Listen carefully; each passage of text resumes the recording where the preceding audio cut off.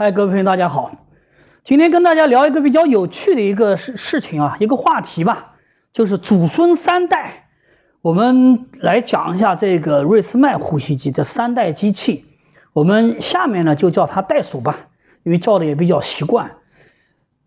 我们从它的 S9 的机器说到 S11的机器，因为我们2016年成立的时候，我们其实是当时主要是卖瑞斯麦 S9 这个机器。这个机器当时进口的进口版的质量是非常的好的。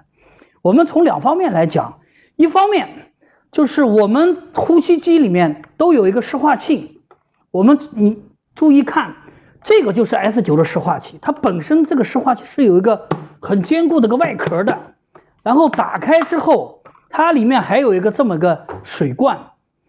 基本上我们卖了有这么多年，16年卖的呼吸机到现在，仍然有用户在使用 S9 的机器，湿化器基本上没有坏过，质量非常的好。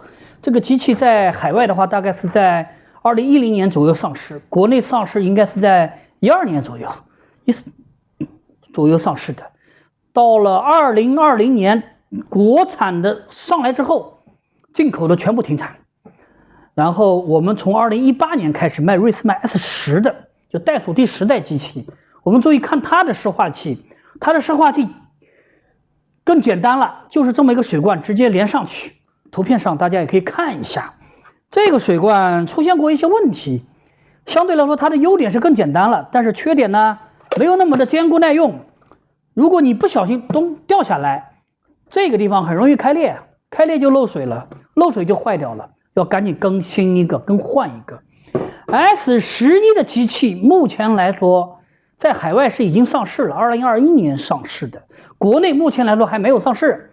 预计的话，今年底或者明年初会上市。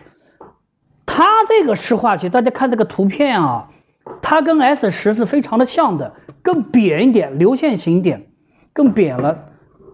同样的问题，掉下去也容易摔坏。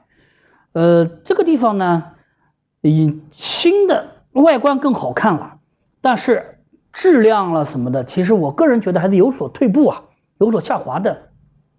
我们再来看一个电机，呼吸机的核心部件实际上是电机和算法。那电机的重要性不言而喻，是最重要的。我们 S9 时代卖的呼吸机质量为什么好呢？其实主要就是它的电机好。S9 跟 S10 电机的外观长得都是一样的，都是这么一个样子，这么一个东西。S10 的电机它外面多了一个外壳， S9 的电机是这么的竖的放的， S10 的电机是这么横放的，是这么一个区别。但是我们卖了 S10 以后，同行也有反馈，我们自己的经历也有发现一个问题。S10 的故障率比 S9 的故障率要高，不知道为什么。然后这个时候呢，我就把这个电机我都称了一下重量，因为这个电机说实话是真没有拆开来看，也没有看里面的硅钢片到底怎么个质量，也没那个水平啊，因为咱不懂嘛。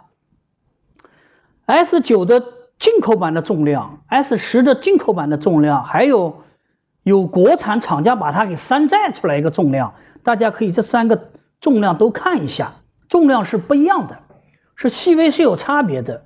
所以说我个人认为啊，只是我个人的想法，我认为电机的质量是有差别的，这个质量的细微差别导致了故障率的不一样，因为电机是每天都要用的，电机故障率直接决定了机器的故障率，就是这么个道理。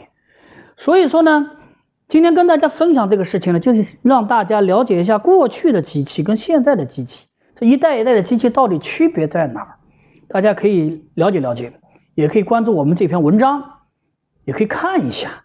相对来讲呢，就是 S9 的电机质量是最好的。对，还有一个事情， S11 的电机实际上跟袋鼠厂的旅行呼吸的电机是一模一样。2021年 S11 在海外上市，2020年它的旅行呼吸机也上市了，然后电机是一模一样的，电机是更小了。从物理规律来看，物理角度来看呢，电机大的肯定质量要好一点吧。那 S11的电机是用的小电机，体积是更小了。这个从它的新机器来看，体积小了，重量轻了，携带是方便了。但是这个质量到底怎么样呢？其实用上几年就应该能看得出来。好了，今天就跟大家分享到这么多，就是祖孙三代 S9、S10、S11这3代的湿化器跟电机也叫涡轮吧，它们之间的区别在哪里？希望能够让大家能了解更多的呼吸机方面的知识。我是呼吸机匠人岳哥，今天跟大家分享到这里了，谢谢大家。